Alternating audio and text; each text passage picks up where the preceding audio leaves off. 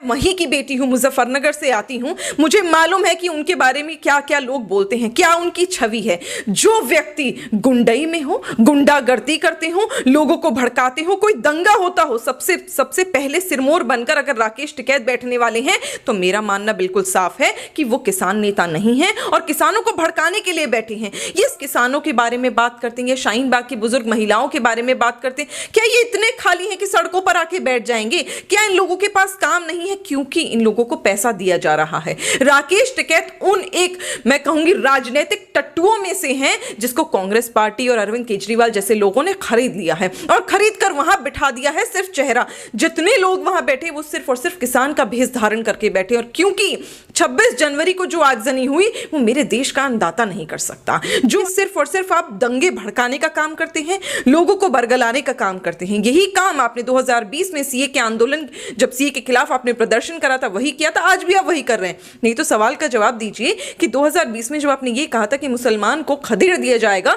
हिंदुस्तान की जमीन से निकाल दिया जाएगा, आज 1 साल हो गया उस कानून को। मुझे एक मुसलमान तो बताइए जिसके परिवार से कागज पत्री मांगी हो या किसी का देश निकाला हुआ हो। ऐसा कुछ नहीं है। तो ये झूठ की राजनीति कर रहे हैं जिसका जल्दी दरवाजा बंद होने वाला है। हाँ, जहां आगजनी हुई वहां योगेंद्र यादव नजर आ जाता है। और ये तो मुझे लगता है कि आम आदमी पार्टी के ही स्लीपिंग सेल में से जितने किसान भाई बंधु वहां बैठे हुए थे भड़कावे में आकर, उन्हें समझना चाहिए कि जब कल को उनको अगर वो गलत करेंगे उन्हें जेल में डाला जाएगा ना, तो राकेश टिकैत उन्हें बचाने नहीं आएगा, योगेंद्र यादव उन्हें बचाने नहीं आएगा। हम सरासर किसानों की बदनामी कर रहे हैं जब हम ये कहते हैं कि किसान का आंदोलन है। मुझे बताइए, क्या किसान के आंदोलन में मोदी को और माननीय गृह मंत्री अमित शाह जी को मारने के नारे लगेंगे? क्या वहां पर ये नारे लगेंगे कि हम दिल्ली को उड़ा देंगे? क्या वहां पर ये नारे लगेंगे कि हम चक्का जाम करेंगे? क्या वहां पर ये नारे लगेंगे कि हम पुलिस कर्मियों को छोड़ेंगे नहीं? ना, पूत के पांव पालने में नजर आने लगते हैं। यही हुआ, यही शाहीन बाग के प्रदर्शन में किया था आपने गलती। और अभी जिसको आप किसान आंदोलन का नाम देते हैं, इसमें भी आप लोगों ने यही गलती करी, क्योंकि पूत के पांव पालने में दिख गए। जिस न कहीं आप देश का विरोध कर रहे हैं। क्योंकि मुझे बताइए ना, जिस प्रकार आप सीए के कानून में एक पन्ना, एक लाइन, एक शब्द मुझे नहीं बता पाए थे, जनता को नहीं बताए थे कि मुसलमानों के खिलाफ उस कानून में क्या है, उसी प्रकार आप किसानों के खिलाफ इस कानून में कुछ लेकर नहीं आ पाएंगे। इन लोगों के साथ जो पैसा देके इनको भर के और वहां पर बिठा रखा है, आज नहीं तो कल कांग्रेस इनसे हाथ पीछे कर लेगी। और ये खुद एफआईआर जब इन लोगों के खिलाफ हो गई, ये खुद ये लोग सलाखों के पीछे होंगे, तब इन्हें बचाने वाला कोई नहीं होगा। वो व्यक्ति ये कहता था कि मैं कभी राजनीति नहीं करूंगा, उन्होंने अन्ना हजारे को बदनाम कर उनको कुचल कर आगे बढ़ने का जब काम किया था, हमें तभी समझना चाहिए था कि ये वो व्यक्ति है जो दिल्ली को लूट कर खाएगा सकते। और लगता है कि अब तो दिल्ली ने आस्तीन में सांप पाला हुआ है। नमस्कार, मेरा नाम है ऋषभ अवस्थी और आप देख रहे हैं ओ न्यूज़। आज हमारे साथ जुड़ी हुई है निगत अब्बास जी, जो कि बीजेपी की पैनलिस्ट है और प्रमुख प्रवक्ता भी हैं। इनसे बात करते हैं और जानने की कोशिश करते हैं आखिर ये किसान आंदोलन जो है उन पर आखिर इनका क्या कुछ कहना है। मैम, सबसे पहले तो आपका हमारे चैनल में बहुत बहुत स्वागत है। धन्यवाद। धन्यवाद जी। मैं आपसे समझना चाहूँगा कि आखिर किसान आंदोलन के नाम पर जो विपक्ष है वो रोटियां कब तक सेकेगा? देखिए, ये तो इतिहास गवाह रहा है कि निरंतर जो जो अच्छा कार्य हुआ है उसमें विपक्ष ने कहीं ना कहीं अपनी राजनीतिक रोटियां सेकने का काम करा है। और हमें नहीं भूलना चाहिए कि अब विपक्ष की सरकार कभी नहीं बनने वाली। भारतीय जनता पार्टी की जो सरकार है, जो मोदी जी की सरकार है, जिस तरह से हिंदुस्तान में तरक्की हो रही है, विकास हो रहा है और जिस प्रकार जनता का जो प्यार है वो भारतीय जनता पार्टी के लिए दिख रहा है, साफ साफ विपक्ष को समझ आ गया है कि अब उन्हें चर्चा में बने रहने के लिए विपक्ष की भूमिका इस प्रकार निभानी पड़ेगी कि वो सिर्फ उन मुद्दों पर आवाज उठाएंगे जिसमें उन्हें लगेगा कि राजनीतिक उल्लू सीधा किया जा रहा है। जैसे कि राहुल गांधी ने आज इतनी आवाज उठाने का जो कार्यक्रम चलाया है, जो बेड़ा उठाया है, मैं जानना चाहती हूं कि क्या ये सिर्फ और सिर्फ उन्हीं राज्यों के किसानों के बारे में बात करना चाहती हैं जहां पर वो हैं? क्या वो राज्य जैसे तमिलनाडु हो गए जहां पर ना ही भारतीय जनता पार्टी की सरकार है, ना ही कांग्रेस की सरकार है और ना ही किसी और ऐसे विपक्ष दल की सरकार है जो कि नॉर्थ में चलता हो, वहां के भी तो किसान समर्थन दे रही हैं, उत्तर प्रदेश के भी तो किसान समर्थन दे रही हैं, न जाने कितने कितने राज्यों के, कर्नाटक के कितने किसान समर्थन दे रही हैं, महाराष्ट्र तक के किसान समर्थन दे रहे हैं। तो मैं जानना चाहती हूं कि ये कब तक राजनीतिक रोटियां सेकने का कार्यक्रम आप चलाते रहेंगे? क्योंकि कहीं ना कहीं अब जनता के सामने आपका ये जो चरित्र है, आपका जो काला मुखौटा है, ये उतर गया है। जनता समझ चुकी है कि सिर्फ और सिर्फ आप दंगे भड़काने का काम करते हैं, लोगों को बरगलाने का काम करते हैं। यही यही काम आपने 2020 में सीए के आंदोलन, जब सीए के खिलाफ आपने प्रदर्शन करा था, वही किया था, आज भी आप वही कर रहे हैं। नहीं तो सवाल का जवाब दीजिए कि 2020 में जब आपने ये कहा था कि मुसलमान को खदेड़ दिया जाएगा, हिंदुस्तान की जमीन से निकाल दिया जाएगा, आज 1 साल हो गया उस कानून को। मुझे एक मुसलमान तो बताइए जिसके परिवार से कागज पत्री मांगी हो या किसी का देश निकाला हुआ हो, ऐसा कुछ नहीं है। तो ये झूठ की राजनीति कर रहे हैं जिसका जल्दी दरवाजा बंद होने वाला है। जी, मैं आपसे समझना चाहूँगा, जो योगेंद्र यादव है वो आपको लगभग हर जो आंदोलन है उसमें देखे जाते हैं, तो उनका इस पूरे आंदोलन में आप कैसे रोल देखते हैं? देखिए, जो व्यक्ति, बड़ा सस्पिशियस लगता है ये, जो व्यक्ति आपको हर उस जगह पाया जाता है जहां पर दंगे होते हैं, जहां पर आगजनी होती है, जहां पर लोगों को भड़का के एक दूसरे को मारने की बात करी जाती है, चाहे वो एएमयू हो, चाहे वो जेएनयू हो, चाहे वो शाहीन बाग का आंदोलन हो, चाहे वो अब किसान का प्रदर्शन हो। ऐसा क्यों कि जहां जहां पर खून की होली खेली जा रही है, जहां पर एक दूसरे को मारने की धमकी दी जा रही है, जहां जहां पर पब्लिक जितने भी ट्रांसपोर्ट है, पब्लिक प्रॉपर्टी, उनमें आगजनी की जा रही है, वहां वहां योगेंद्र यादव नजर आते हैं। तो कहीं ना कहीं नजर आ रहा है कि आप उन कड़ी में से कड़ी हैं जिन्होंने निरंतर हिंदुस्तान और दिल्ली की छवि को खराब करने की कोशिश करी है। पहले आपने करा था जब पिछले साल शाहीन बाग, जब ट्रंप साहब आए थे, इतने बड़े राष्ट्रपति आए थे, अमेरिका के राष्ट्रपति हिंदुस्तान में, और आपने बदनाम कर दिया पूरे हिंदुस्तान को, पूरी दिल्ली को। अब 26 जनवरी के दिन आप लोगों ने दंगे भड़काए और देखा गया है। आप कहते हैं नहीं, आप उनके समर्थन में नहीं, उनके समर्थन में नहीं। ये कौन सा कोइंसिडेंस है कि जहां जहां आगजनी हुई वहां योगेंद्र यादव नजर आ जाता है? और ये तो मुझे लगता है कि आम आदमी पार्टी के ही स्लीपिंग सेल में से हैं। पहले तो आम आदमी पार्टी में थे, अब ये उनके स्लीपिंग सेल बन गए कि आम आदमी पार्टी का सपोर्ट सामने से तो करेंगे नहीं, पर कहीं ना कहीं केजरीवाल जी की जो, मैं कहूंगी, जो षड्यंत्र है, जो वो चाहते हैं दिल्ली को जलाना, उसमें ये लोग आगे बढ़कर, मैं कहूंगी, पार्ट ले रहे हैं और इसको खत्म करने की जरूरत है। तभी तो इन लोगों के खिलाफ इतनी अधिक, 26 से भी अधिक एफआईआर हुई है। अब समय आ गया है कि अब इंसाफ होगा और अब इन लोगों को जो जो आगजनी कर रहा है, दिल्ली की जनता को बरगला रहा है और दिल्ली को जला रहा है और गड्ढे में फेंक रहा है, इनको जल्द से जल्द सलाखों के पीछे भेजा जाएगा। मैम, आपने राकेश टिकैत की जो आंसू बहाते हुए वीडियो तो देखी होगी, तो मैं आपसे समझना चाहूँगा कि राकेश टिकैत को वाकई में किसानों की फिक्र है या फिर पर्दे के पीछे राजनीति कुछ और ही है? देखिए, राकेश टिकैत जी के पिताजी किसान हुआ करते थे।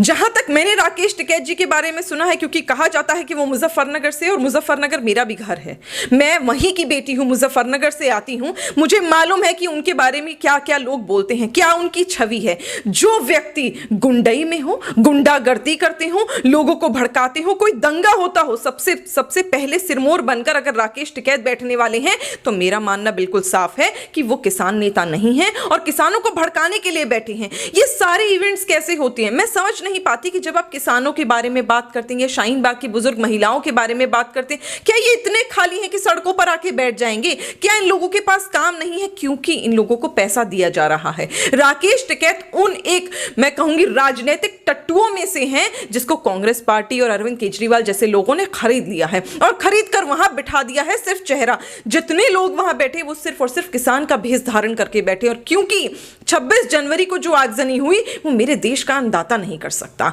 जो आगजनी आप लोगों ने करी और हमारे जितने भी पुलिस के भाई बंधु हैं उन लोगों के ऊपर आप लोगों ने चढ़ चढ़कर उनको तलवारों को लेकर आपने मारा, आपने उन लोगों के ऊपर भाले चलाए, आप लोगों ने इस प्रकार प्रदर्शन किया जिसकी वजह से आप अपने आप को जाट कहते हो। जो पुलिस में जाट है उन लोगों को आपने अपना भाई बंधु नहीं समझा, आप लोगों ने उन्हें धकेल दिया, वो खाई में कूदे, वो लाल किले की खाई में उन्हें अपनी जान बचाकर भागना पड़ा। कितना दुख होता है ये देखकर, और उसके बाद कहते हैं आप कि नहीं, आप किसान है तो मेरे देश का अन्नदाता। ऐसा नहीं हो सकता। अगर आप ये कर रहे हैं तो आप बहुत ही घटिया और गलीज लोग हैं, और राकेश टिकैत लोगों को बरगला रहा है। जितने किसान भाई बंधु वहां बैठे हुए थे भड़कावे में आकर, उन्हें समझना चाहिए कि जब कल को उनको, अगर वो गलत करेंगे और उन्हें जेल में डाला जाएगा ना, तो राकेश टिकैत उन्हें बचाने नहीं आएगा, योगेंद्र यादव उन्हें बचाने नहीं आएगा। वो अपना राजनीतिक उल्लू सीधा करके उनकी कनपट्टी पे बंदूक रखकर, उनके कंधे पे बंदूक रखकर चला रहे हैं। अब आम जनता को, किसान को और शाहीन बाग की बुजुर्ग महिलाओं को समझने की जरूरत है। एक तरफ तो अरविंद केजरीवाल के ऊपर भाजपा आरोप लगा रही कि पहले 13,000 करोड़ का घोटाला, फिर 26,000 करोड़ का घोटाला दिल्ली जल बोर्ड में, और दूसरी तरफ वो जल बोर्ड के टैंकर लेके वहां पर दिखाई पड़ते हैं जो बॉर्डर पर, यूपी के बॉर्डर पर। तो आप इसे कैसे देखते हैं? देखिए, अरविंद केजरीवाल इतनी गंदी और गलीज राजनीति पर उतर आएंगे ये कभी और किसी ने नहीं सोचा था। जब अन्ना हजारे जी के साथ वो आंदोलन पर बैठे थे। पर हमें तो तभी समझ जाना चाहिए था कि जो व्यक्ति ये कहता था कि मैं कभी राजनीति नहीं करूंगा, उन्होंने अन्ना हजारे को बदनाम कर उनको कुचल कर आगे बढ़ने का जब काम किया था, हमें तभी समझना चाहिए था कि ये वो व्यक्ति है जो दिल्ली को लूट कर खाएगा। जब आपने फ्री के वादे कर दिल्ली की जनता को बहला के फुसला के वोट हासिल करे और सरकार बनाई, हमें लगा शायद अब आप में शर्म होगी और आप दिल्ली की जनता के लिए काम करेंगे। लेकिन क्या करें, आप लोग तो इतनी गंदी और गलीज राजनीति कर रहे हैं कि 26,000 करोड़ का आप इतना बड़ा घोटाला कर बैठ गए। नहीं तो आप आइए ना, आपके मुख्यमंत्री यानी अरविंद केजरीवाल जी खुद आए, मनीष सिसोदिया जी खुद आए, राघव चड्ढा जी आए, इनके भारद्वाज जी आए और आकर बताएं ना, सफाई दें कि 26,000 करोड़ का अगर हम घोटाला क्लेम कर रहे हैं कागज पत्री के साथ भारतीय जनता पार्टी के लोग, तो आकर सवाल का जवाब क्यों नहीं देते? क्यों बिलों में घुसकर बैठे हैं? क्यों इन्हें तब प्रेस कॉन्फ्रेंस याद आ जाती है अगर शाहीन बाग के लोग ज्वाइन कर लेते हैं भारतीय जनता पार्टी या कोई और मुद्दा होता है? इन्हें इस पर प्रेस कॉन्फ्रेंस नहीं करनी चाहिए। आप आकर जनता को सफाई दीजिए ना। पूरी दिल्ली में बोर्ड्स लगे हुए हैं, 26,000 करोड़ का आप लोगों ने घोटाला करा। आप बताइए, जनता जवाब मांग रही है। एमसीडी के कर्मचारियों के हक का पैसा कहां है? एमसीडी के कर्मचारी अब बिलक बिलक कर रोने लगे कि पैसा दे दीजिए, उनकी सैलरीज दे दीजिए। डॉक्टर्स जितने हैं, जो कोरोना वॉरियर्स का जिनको हमने नाम दिया, जो अध्यापिका हैं, वो सब जवाब मांग रहे हैं, अपनी सैलरी मांग रहे हैं। आप उनके हक का पैसा मारकर कैसे सो रहे हो ना, ये सिर्फ आप ही समझ सकते हो। और लगता है कि अब तो दिल्ली ने आस्तीन में सांप पाला हुआ है मुख्यमंत्री के रूप में। जी मैम, अंत में आपसे समझना चाहूंगा कि जैसे शाहीन बाग के आंदोलन में दिखाया जा रहा था कि मुस्लिम और सिख भाईचारा, वैसे ही कुछ बैनर जो है इस आंदोलन में भी दिखाई पड़ रहे हैं। तो आखिर ये किसान नेता जो है वो इस चीज को लाके क्या साबित करना चाहते हैं? देखिए, किसान नेता अगर मैं कहूँ ना तो हमें नहीं कहना चाहिए। हम सरासर किसानों की बदनामी कर रहे हैं जब हम ये कहते हैं कि किसान का आंदोलन है।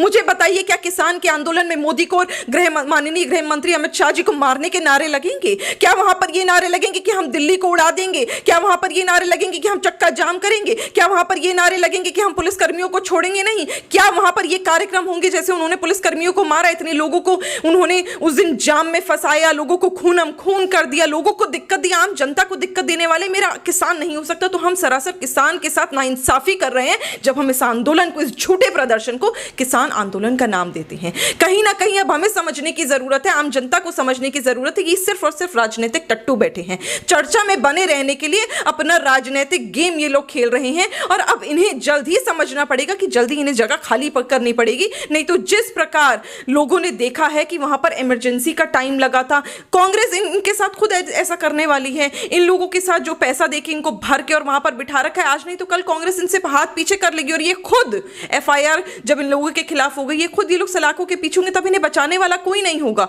अब राजनीति को खत्म करके जनता को भी समझने की जरूरत है कि ये लोग किसान नहीं है, किसान को बदनाम ना किया जाए। ये वो लोग हैं जिन्होंने अपने गद्दों में पैसे भरकर रख लिए, जिनके पास बीघे जमीन है और यहां पर सिर्फ मस्ती करने के लिए बैठे हुए हैं, राजनीतिक टट्टू बनकर बैठे हुए हैं, अपना राजनीतिक उल्लू कर रहे हैं। और जितने लोग वहां बैठे हैं, वो देखिएगा आज नहीं तो कल बड़े पॉलिटिकल लीडर्स बन के आने वाले। इनमें से कोई किसान नहीं है, किसानों को बरगलाने वाले लोग हैं और कोई नहीं। जी मैम, एक और लास्ट में आपसे सवाल जानना चाहूंगा कि आखिर ये जो विरोध प्रदर्शन है उसके जरिए सरकार का विरोध है या देश का विरोध? देखिए, ये लगा तो था कि आप सरकार का विरोध कर रहे हैं जब आपने 1, 2, 3, 4, 5 दिन हुए थे आंदोलन के, पर बड़ी जल्दी कहते ना पूत के पांव पालने में नजर आने लगते हैं। यही हुआ, यही शाहीन बाग के प्रदर्शन में किया था आपने गलती, और अभी जिसको आप किसान आंदोलन का नाम देते हैं, इसमें भी आप लोगों ने यही गलती करी, क्योंकि पूत के पांव पालने में दिख गए। जिस प्रकार के आप लोगों ने नारे लगाए, जिस प्रकार का आपका षड्यंत्र रहा, जिस प्रकार का आपका हाव भाव रहा और जिस प्रकार का आपका कल्चर रहा, वो नजर आने लगा और जनता को समझ आने लगा कि ये सरकार का विरोध नहीं है, क्योंकि सरकार तो न जाने कितने बिल अभी और लाएगी, अभी तो आप और प्रदर्शन भी करेंगे क्योंकि आपको अपने राजनीति में बने रहना है। ये कहीं ना कहीं आप देश का विरोध कर रहे हैं। क्योंकि मुझे बताइए ना, जिस प्रकार आप सीए के कानून में एक पन्ना, एक लाइन, एक शब्द मुझे नहीं बता पाए थे, जनता को नहीं बताए थे कि मुसलमानों के खिलाफ उस कानून में क्या है, उसी प्रकार आप किसानों के खिलाफ इस कानून में कुछ लेकर नहीं आ पाएंगे, क्योंकि आपको पता है कि मिडल मैन के पंख काटे गए हैं, उन लोगों के पर कतरे गए हैं जो किसान का हक मारते थे, उन लोगों के जो कहते हैं पर कतरे गए हैं जिन्होंने किसानों का पैसा लूट लूट कर अपनी जेबें भरी हैं। आज जब किसान को सशक्त बनाया जा रहा है, 2022 का जो मोदी जी का वादा है कि 2022 तक किसान की आय हम दुगनी कर देंगे, आज जब उसको सशक्त बनाने के लिए हम कार्य कर रहे हैं, तो आप लोगों के पैरों तले जमीन खिस गई, आप लोगों को मिर्ची लगने लगी, क्योंकि आप डरते हैं। आप कपाते हैं जब विकास की लहर आप देखते हो, और इस विकास की लहर को आप कितना मर्जी रोक दीजिए, हम किसान को सशक्त बना के रहेंगे, किसान को उसका हक दिलाकर रहेंगे। एमएसपी भी कहीं नहीं जाएगी, मंडी भी कहीं नहीं जाएगी, और अपने अपने हक से अपने दाम पर किसान अपना अनाज बेच पाएगा और सुकून से जिंदगी व्यतीत कर पाएगा। नहीं तो मुझे पता है कि विपक्ष कहां था जब उनके राज्य में, यूपी की सरकार में, जब किसान इतने सुसाइड कर रहे थे, तब राहुल गांधी जी नजर नहीं आते थे। और आज भी राहुल गांधी नजर नहीं आते जब राजस्थान में तमाम किसान अपनी सुसाइड कर लेते हैं और उनके हक का पैसे ये लोग खा के बैठते हैं। हमने तो मध्य प्रदेश में भी मौका दिया था, जनता ने मौका दिया था, फिर मध्य प्रदेश के किसानों ने ही कहा कि ये उनका हक मार कर बैठे हैं। तो अब शर्म आनी चाहिए राहुल गांधी को, क्योंकि जनता उनको जवाब अपनी भाषा में देगी। ये थे हमारे साथ निगत अब्बास जी, जिनका कहना है कि विपक्ष का जो चेहरा है वो जनता के सामने आ चुका है और पूरी तरह से जो जनता है वो समझदार है और इनके जो चेहरे हैं वो उनके सामने हैं। तो आप देखते रहिए ओ न्यूज़। धन्यवाद।